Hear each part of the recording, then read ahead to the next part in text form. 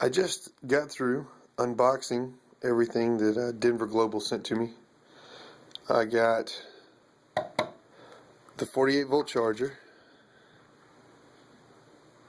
Let's see if I can get that. There you go. 48-volt charger.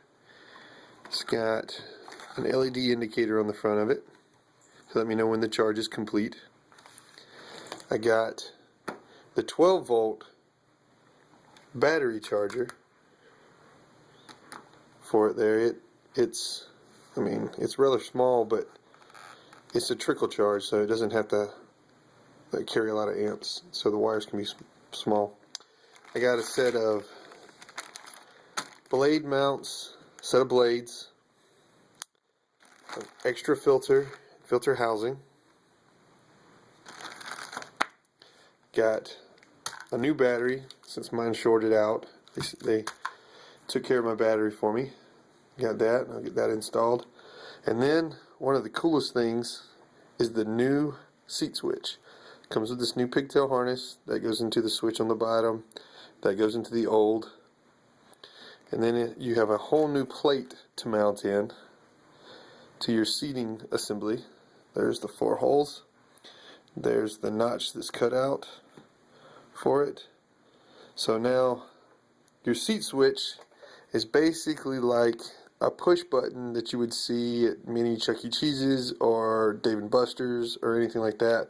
It's a push button.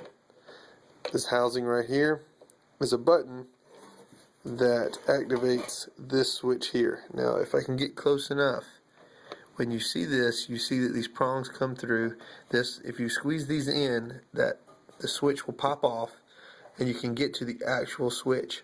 It's a 2-pole switch, so it'll control up to at least 2 things. So it means it has 2 channels, a normally closed and a common, or yes, normally closed, NC. Yes. The switch stays normally closed. You get normally closed and common, normally closed and common. So it's in the normally closed position, so the current is flowing through, or the signal is flowing through. When you sit on it, it says, okay, you're good to go. It breaks it. But when you get up, it reconnects it and switches everything to ground and cuts it off. So very simple, very easy setup there. But then I got a full set of blades to go on my blade mounts here. That's nice. Those are pretty heavy duty. These blades are not to be joked with. These things are amazing. Almost commercial quality. Then you've got additional retros. You have the seat switch retro. That's one retro. And now you have 2 more retros. This one is going to go in line with the solenoids, and it reduces backflow and spikes on your DC current, which would be really nice. So in case your deck is loading up, or your drive motor is loading up or something like that, it doesn't cause it to cut off.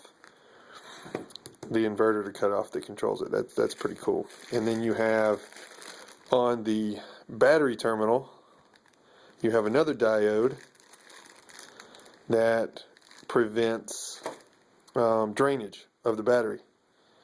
So that'll be really nice. The battery will never drain down now at this point, because it's going to isolate.